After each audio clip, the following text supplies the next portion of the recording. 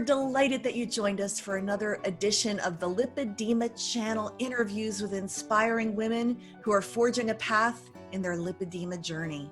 And today I met her on Instagram and I said, I've got to interview her because I love the name Lippy and Hippie. Her name is Lindsey Miller. Lindsey, it's so great to have you here today. It's great to be here. Thank you so much for doing what you do and for kind of bringing a voice to lipedema and helping spread the word, which is what we're all here for. And so I'm really to be here today. It really is what we're all here for. And I think everybody is so unique that I speak with. Everybody's got a different look to them, a different message. What would you say the essence of your message is to the lipedema population?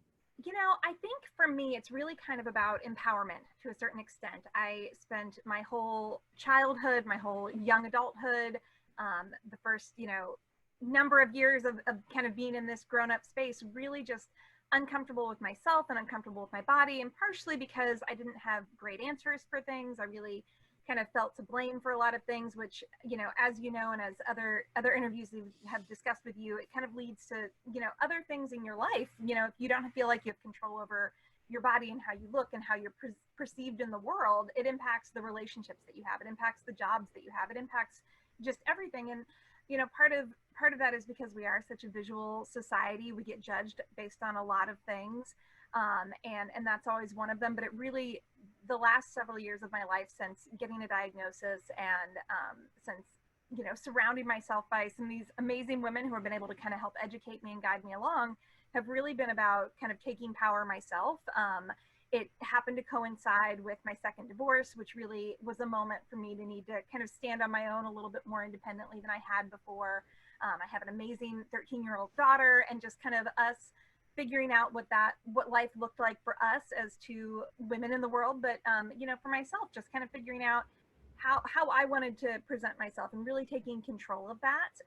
I say a lot that 2020, although it's been a kind of a crummy year for a lot of people and in a lot of ways, this was a big year of empowerment for me. It's when I moved forward with some surgery things to kind of make a difference for me. And I think a lot of it is kind of taking power and also choosing to be happy with whatever makes you happy, with what that level is that makes you happy. I am never one to say that somebody needs to lose weight or to gain weight or should stop losing weight or should stop gaining weight or should not have surgery or should, because it's all about what's going to make you feel most comfortable in your skin and your space. And so for me, moving forward with some surgery things was the right option, but it's not necessarily for everybody. And I think that we all have a right to feel really good in the person that we are and the life that we create. And so that's my goal.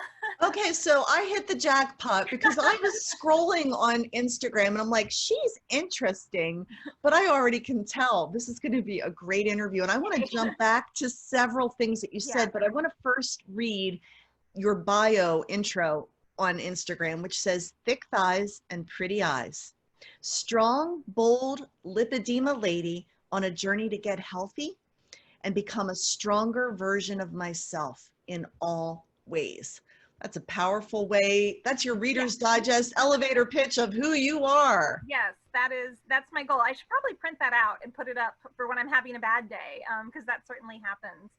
And I think I was kind of inspired to put that in as I started to progress more in this journey, because I did. This year took some big steps surgery-wise. I took steps. I joined a much more aggressive gym to really kind of just become stronger. My daughter uses a wheelchair, and I know as she's getting older, I want to be able to provide for her physically as she needs, and just in the different people in my life that I care for. And so it's getting stronger physically, it's getting stronger emotionally, kind of being more independent, standing on my own, really kind of putting out into the universe the energy that I want to come back to me, all of those things. So it's been a doozy of a year and of a few years. So let's go back to, you mentioned the years of having that angst and the turmoil of there's something wrong. How did you finally get to a diagnosis? So it's fascinating. I didn't even realize that I was looking for a diagnosis. When I was a kid, I I can remember the first photo looking at myself and knowing that something was different about my body, and not necessarily that that there was anything medically wrong, just recognizing. And I was in first grade. It's a photo of me and my best friend at the beach. And she has this cute little like two-piece sort of connected on the side bathing suit, adorable for a little 6-year-old. And I'm there in my solid one piece, cover it all in, arm floaties, everything. And just the shapes of our bodies were very different, even from that point. And it wasn't that at that point I even perceived that there was anything wrong with that, but just I knew there was a difference. And then progressing, and I hit puberty very hard and early, and gaining weight at that point. And then in middle school I hit 200 pounds. I wasn't healthy for a number of reasons, partially because of all these hormonal things that were going on, and also we used food as comfort in our family. It's what we do. It's when tragedy strikes, we eat. When we celebrate, we eat. And so it's been very hard. Even now as an adult, I really struggle with separating emotions with food. And I still have a very in progress relationship with food and how I eat and the thoughts that I have. And there are days where I still think, well, if I go to the grocery store, what can I buy? And I just fantasize of all these things that don't make my body feel good, that honestly within a couple of hours I'll be horrendously sick from and in pain, and then in pain for several days after, but I still crave that instant kind of gratification that comes from it. So knowing that my body was different, I can look at photos of me from summer camp where I have my lipedema knees, and I'm 13, 14 years old, and it's the shape of my legs under my shorts is very different than everybody else. And it's such a fragile time anyhow. Yeah. Those ages are, so I remember never wanting to dress in front of the other girls in gym class. I would always try to grab one of those bathroom stalls and shut the door and lock it, because I was not free enough to say, this is who I am. Yeah. And I You're very good at the shirt over the other shirt to slide that other one out, you come up with all these ways. And I recently reflected on the fact that, and I even did the math of how many years and how many days this meant, that I have been concerned about how much space I take up in the world. And I think that plays into physically as a kid. And I was always loud and outspoken and a leader and all these things that as women we're told we're kind of not supposed to be. And so both emotionally and physically, I've really always been concerned with how much space in the room I'm occupying.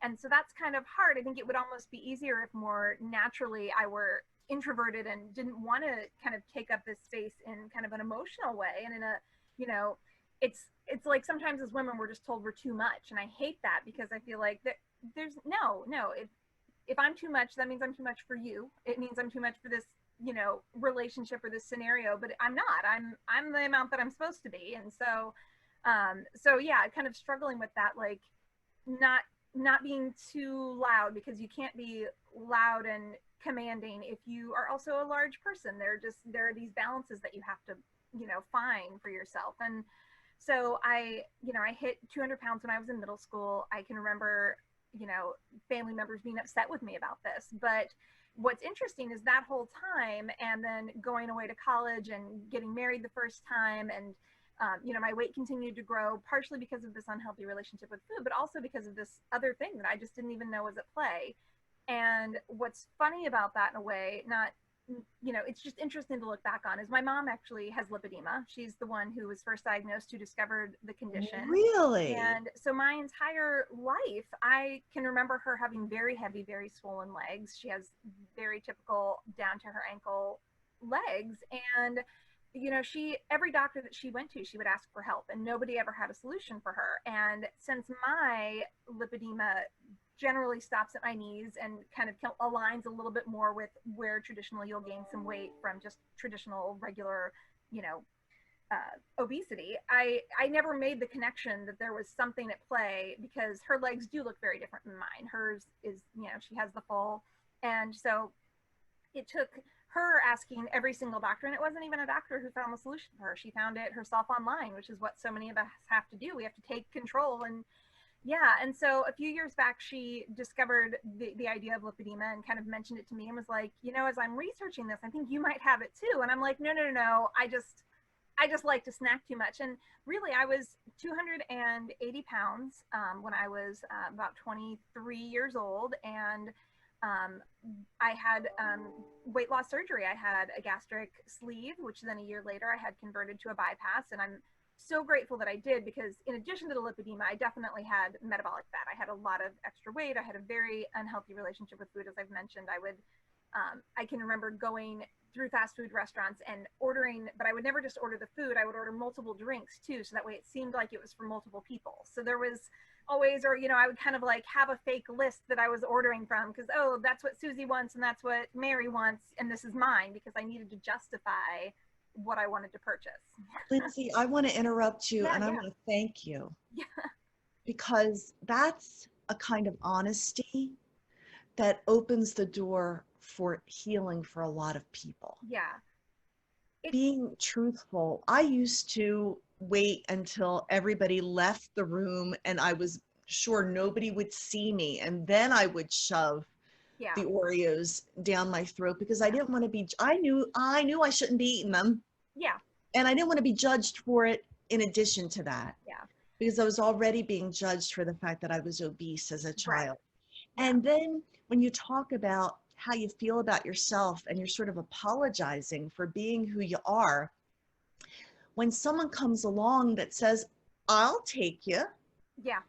I hitched my wagon to the only option that came along and ended up in a very bad marriage myself. And so I appreciate that kind of honesty that leads to vulnerability, because people can find themselves in that story. So thank you for that. So here you are, your mother tells you, I think you might have it. You're like, no.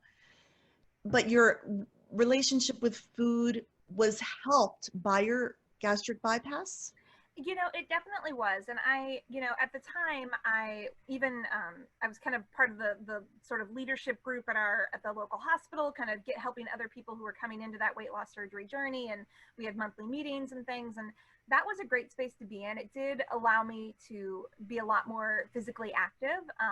But it's interesting, and this I, have encountered across the community as a whole, that my fitness level never matched my physical appearance. I played tennis in high school, and I can remember the coach one day saying to me, we had all brought snacks together for, after practice, and the coach saying, well, you brought the Oreos, maybe you should stop eating stuff like that. And I'm like, I'm just as active as these other girls. I was eating the fruit that other people brought. This is what somebody else said. Oh, Lindsey, can you bring a pack of cookies? And so I did. It wasn't always because of what I was doing. I was doing what I should be doing. And I know so many people encounter this when they're seeking medical help too, because the first time I ever went to an OBGYN, which was after I'd gotten married and finally had insurance, wasn't there for anything weight related. He left the room at the end of the appointment, came back in, handed me paperwork and said, let's work on this for next time. And it was paperwork about weight loss. I had not addressed my weight with him. I hadn't questioned it. He hadn't brought it up other than handing me a pamphlet that said I was overweight. And so we're kind of labeled as if this could be the only thing. And I certainly, had those food moments, but that wasn't my everyday. That wasn't a daily thing. Mm-hmm. And I was working out, I was going to a gym, but there were certain things that were always harder versus easier. And I can see now how this was all a pattern to lipedema, that, I can take a spin class for an hour and have plenty of energy and do everything, but climbing a flight of stairs because of the weight of my legs being lifted, I can't do, and I'll get out of breath from. And that never aligned in my head, because I'm like, how can I be this strong and this fit, but also so unfit that, hiking up a mountain would kill me, but I can, go do this other thing for so long. So it was kind of trying to find, why are certain things clicking and not, and other things aren't. But yeah, I don't regret my weight loss surgery at all. It made a huge difference. It allowed me to lose about 100 pounds. And so that was significant. That was a very big difference. Yeah. It is. And so then did the lipedema component become more evident after you lost that 100 pounds? So it absolutely did. I think we all experienced the disproportional shape. And so that's when I could buy a small top and pull it down just to my belly button. Wouldn't go past there because I've got, the hips and the thighs. And that's when kind of noticing that. And, a few years after that is when my mom made the discovery for herself. And yeah, and it kind of all made sense. Like, oh, this is a very real thing. And at that point, I was really lucky. I would have leg pain, but it typically coincided with days that I was on my feet all day or I was very active. And so it never felt out of place.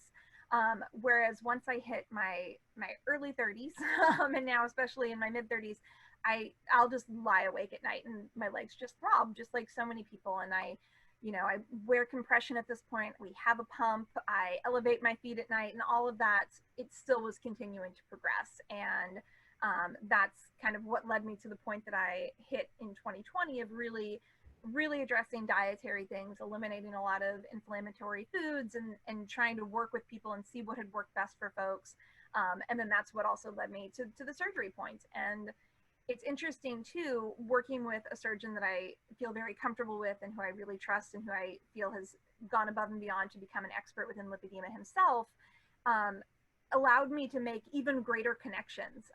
On our first phone consultation, he was looking at photos of my back and my lower back and kind of that, they call it like the buttock shelf. And he was like, you have some lipedema there. Do you have lower back pain? And I'm like, well, yeah, I have lower back pain all the time, but it's because I fell 13 years ago on a flight of stairs and bulged a disc. He's like, no, I mean, it might be, but no, it's this. And he's absolutely right. That was part of what was removed during my surgery almost 2 months ago. And my lower back hasn't hurt once, other than where the scar goes across my back. I haven't had that deep, horrible pain that I was having, weekly. So it's just amazing how many things are all connected that I just I didn't even realize. That word connected, ever since Dr. Herbst referred to it as a connective tissue disorder. And I'm learning so much with every person I talk to. You said your mom, though, is the first one that sort of put the bug in your ear that it was lipedema, but she diagnosed herself on the internet. Yeah. Did she ever get to a point where a doctor diagnosed her?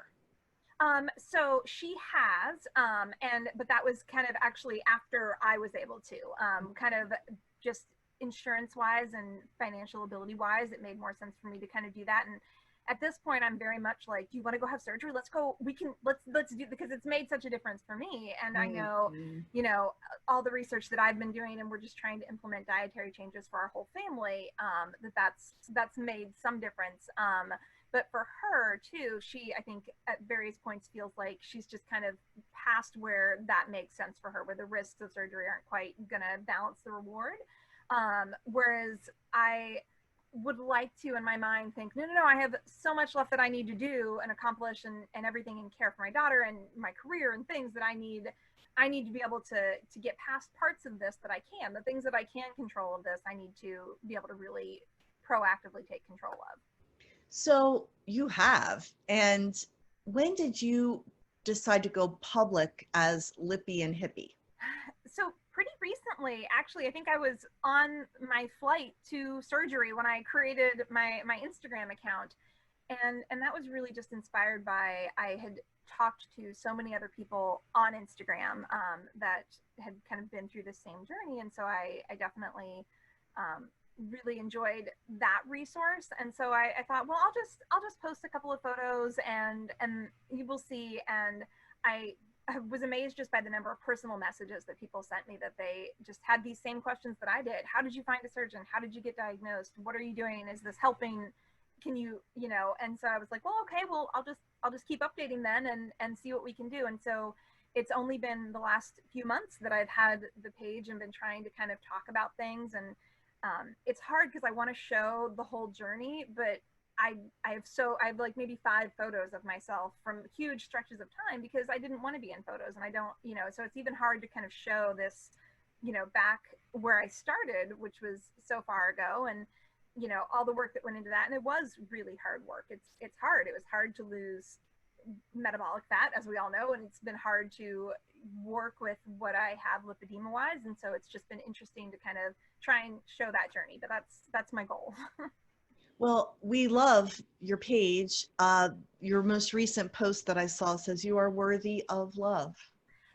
I was driving through a small town, and that was actually just a sign out in a yard. And so I pulled off to the side of the road. Luckily, it was a small enough town to accommodate my sudden traffic change. And my daughter's in the car, and I'm like, don't worry. And I just wanted to get a photo of it because I thought we so often, I think, as women, we have so many things that we judge ourselves based on: our looks, how we're performing as parents, how we're performing as a partner, how we are kind of in this space, what we're succeeding with, even on social media, how much people are engaging with our content.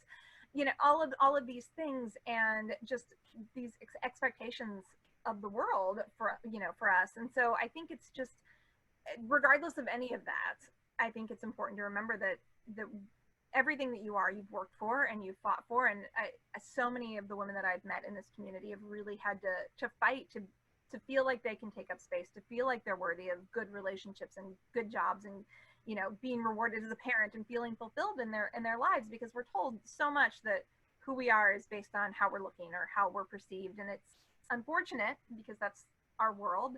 And I'm trying to change that with my daughter and how she feels about herself and things, but it's hard to get over that stumbling block. And so I saw that and I was like, this is literally a sign reminding me that, you know, regardless of anything else that's happening in my moment right now, that yeah, I'm worthy of this. I'm worthy of this self-care. And I think that's even hard.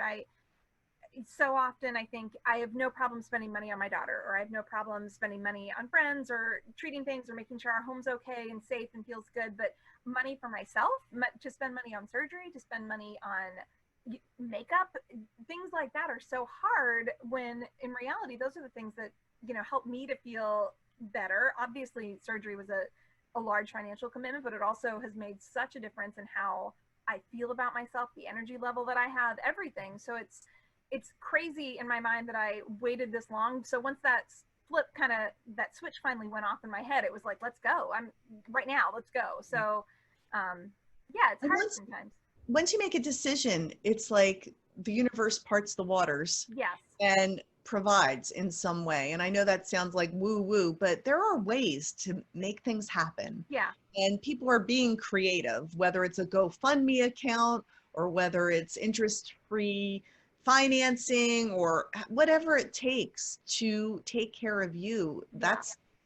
That's important, and it's a worthy pursuit. Yeah. And we always say this disclaimer, this is not about telling you how you need to follow your lipedema journey. It's different for everybody. This just happens to be the way Lindsey has chosen to proceed. How did you find the surgeon you felt, because I can tell when you talk about your surgeon, you feel very comfortable and it's a great fit for you. How did you find them? Instagram. I know, it's just so crazy.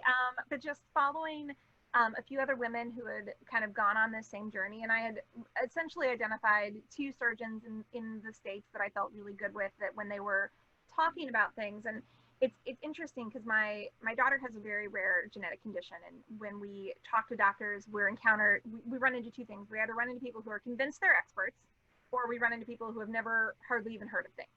And I am so much more comfortable with somebody who has no idea, who's willing to say they don't know, than people who are convinced they're experts.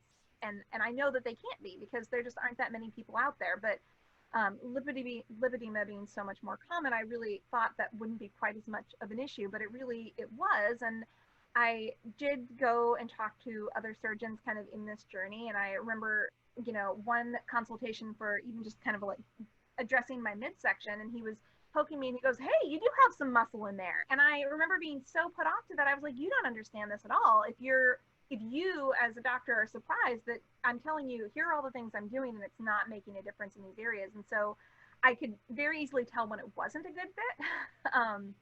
And so then watching, you know, videos and just interviews with other patients that my surgeon did online really just made such a difference in how I felt. And kind of after that first phone consultation, when he was going, here are some other things that we can address, and here's where that's all gonna, you know, connect. And when I was talking even just about, you know, part of what I've done is definitely falls into sort of the cosmetic side of things. I had lost over 100 pounds, and so about like 125 pounds. So I had a lot of extra skin around my midsection just from where I'd lost weight there. And so we actually, in my surgery so far, took off 8 pounds of skin from around my midsection, which is a huge amount. And mind-boggling even. I should weigh 8 pounds less, by the way. I don't, which is funny. But I'm, you know, knowing that he could appreciate, like, yes, we have this lipedema, I'm having this pain. He really worked on all that, but also respecting kind of, I've put in a lot of work on other parts of things that weren't as impacted by the lipedema, but knowing that I wanted this kind of connection of all, like, I want the lipedema better. I would like to not have, you know, this extra skin, and kind of him recognizing where all those things could come together and really feeling like he kind of tailored this plan specifically for me. I'm kind of marvel at where the scar runs right now because it perfectly aligns under undergarments that I would choose. And so it's he really listened to everything. And I remember telling him like, well, I kind of like having a booty. Can we not, like, I don't want to take out too much. Like, I know there's stuff in there that's hurting me, but maybe we leave some. And he's like, well, we're going to make this work. But I realized how crazy that also sounds, that I'm like, I'm having lots of pain. Can we remove this? Oh, but leave some. Like, but yeah, so somebody who could respect that need from me and kind of what I was hoping for was really important. And so It sounded yeah. like you interviewed a few people or researched several people before you finally landed on who you felt most comfortable with. Yeah, absolutely. And so I had in-person consultations with a couple of doctors locally, and then did some conversations with, and then a full consultation with the surgeon that I ended up choosing.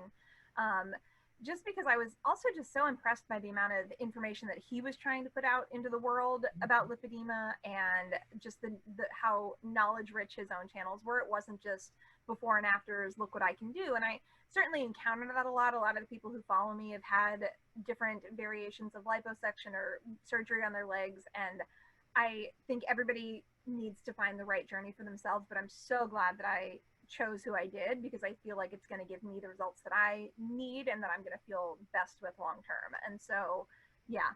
We don't want you to feel obligated, and I can certainly edit this out, but do you feel comfortable sharing who your surgeon was? Absolutely. I tag him in everything. It's Dr. Schwartz he's in Beverly Hills, and has done it's total lipedema care. He's done surgery for I think a number of some of the big names on Instagram lipedema wise. And I just, as a person, I think he's wonderful. I've always felt very comfortable. I also like that I can say, well, okay, I'd like to address my arms, but how small can we make a scar? How can we do this? What can we do? And he understands, because he was a plastic surgeon first, really that yeah, although yes, there's pain, and I absolutely want to get rid of the pain. And since my other surgeries, my arms, I definitely feel my arms swelling more. It's my thigh lipedema is even more pronounced than it's ever been. I think that's actually where I mentioned 8 pounds of skin gone, but I haven't lost weight. I actually weigh exactly the same that I did before surgery. I hadn't weighed myself until yesterday. It's been almost 2 months. And I think that my legs are just swelling in kind of a reaction too, because our bodies handle things differently. And so while my midsection looks wonderful, there is a solid line of where the surgery was done to where it was not, which is now kind of exponentially growing. But that's a really good point too, because, prior to learning about what lipedema really is, oftentimes we live and die by the scale and what the scale says. And when I talked to Kelly Maynard, one of our interviewees, who said, I lost many sizes and not 1 pound. Yeah. That was shocking to me, but totally changed my view of the scale when it comes to this. I wish that I didn't crave getting on the scale as much as I do. I wish that weren't a thing for me. I wish I could just throw it away. But I'll tell myself like, no, I need to keep it for when I travel and I need to weigh suitcases. Like, I justify keeping it. But in reality, I spent 34 years where that was the number to live and die by. And so this year, in January, I started working with a team of nutritionists who both also have lipedema. And so it was great to kind of be part of this collective group of women who were all trying to eat healthier, to impact their lipedema. I joined a CrossFit gym in January. I was on my couch, very sad, eating a food that I should not, and messaged a friend of mine because she had joined, and I was like, how scary is it? And she's like, just go tomorrow and talk to them. And so I clicked that. The next day I went, and I was, sign me up now. This needs to happen. And so, but since January, then I had been working out. I was going to an intense gym at least 5 days a week. I got my whole month of March for free because I went enough times in February that I won like a contest. I was completely committed, and I was not losing weight. I was gaining weight actually, but it was a whole body composition thing. And, my whole life I could go over a weekend and gain 5 pounds just based on what I'm eating. Or For me, I know that not eating gluten makes a very big difference in how much I'm swollen, how much I hurt. I will actually be like tender to the touch if somebody wants to give me a hug if I've eaten a lot of gluten. And when I'm not eating it, if I have a weekend where suddenly food's being provided or something, or we're traveling and I eat it, I can be 11 pounds heavier come Monday. And that is all just this inflammation and swelling and holding fluids. And so it's hard to remember that those numbers mean nothing. I certainly want to, I still track my weight. Maybe once a month I'll weigh in just to kind of have a rough idea to make sure I'm not kind of making excuses in my head or this or the other. But how clothing fits obviously is so much better a judgment of things. Since we've been in quarantine, I do make sure once a month I put on like a pair of my black work pants to make sure, okay, we're good. They're still, because that's a better way to judge things than yeah. So. Oh, this whole world we're in right now has been sweatpants and pajama bottoms. Yes. And as long as I look good from the waist up, it's like, okay. And I agree. It's clothing and how you fit in some of your favorites. Yeah. Does help how you feel. It's hard to imagine the woman sitting sad in a chair eating something that she knew was bad for her when I hear and see and feel your energy right now. So you're really also a story of continually taking action. It's not, I took one action, I got a surgery and I stopped. You're continuing to take action based on as you move forward in life and the more you learn. And, it seems like cooperative components from the universe keep showing up, like your friend at the gym. And, it's just not a, phew, we've arrived, it's over. But life isn't that either. Yeah. And it's so much is, and I don't want anybody watching or who follows my channel or anything to ever think that it's easy at this point, because it's still not. And so much of that is my relationship with myself and how I feel, and partially, the world as it is right now is, I think, a lot harder to kind of cope and survive in, because we just have so many things coming at us. And so, yesterday was a really bad day for me. I was sad. I got very little done. I had to take extra naps. Your power went out. Yeah, we were supposed to do our interview yesterday and the power went out. Everything else, I realized at the end of the day, all I had eaten was some bacon, and not that, I love bacon, so that's kind of okay, but I also wasn't hitting, the food that was going to nourish me and make me feel good. And really all I wanted to do was go hit up the snack cabinet that we have for my daughter.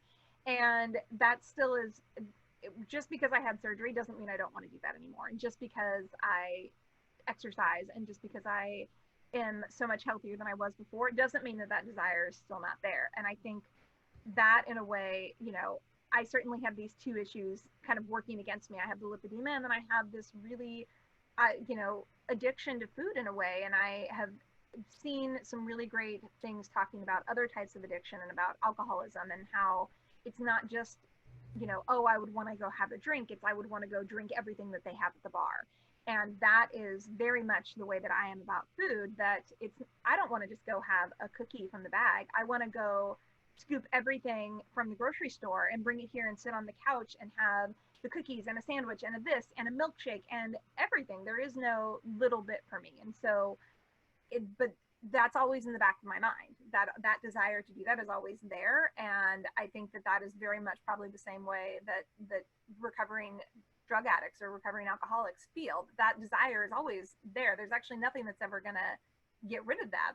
It's stronger some days than it is others, based on how I'm feeling in my space and in my world, and how, conversations that I had, or a phone call I had with my boss, or all these different things. But that's always there. And so it is every day making that choice again, and kind of recommitting and knowing that this is what I want to do. And right now I'm part of a group where we're reporting each day what we're eating, kind of encouraging ourselves throughout the month of September to not eat extra sugar. And so that is what helps keep me accountable. And so finding ways that I can stay accountable to myself, but to other people, makes a big difference for me. And I know everybody is different in what works for them, but that has made a big difference for me, that I didn't want to have to get in the group last night and go, okay, guys, it's September 2nd and I've already had, 5 packs of cookies. And then I would have been sick and miserable and probably not as cheerful today. Well, you're super cheerful, and I'm loving talking to you, and I know our time is running out. I want to say one thing. You said you had two things working against you, but all I could think about is all the things you have working for you.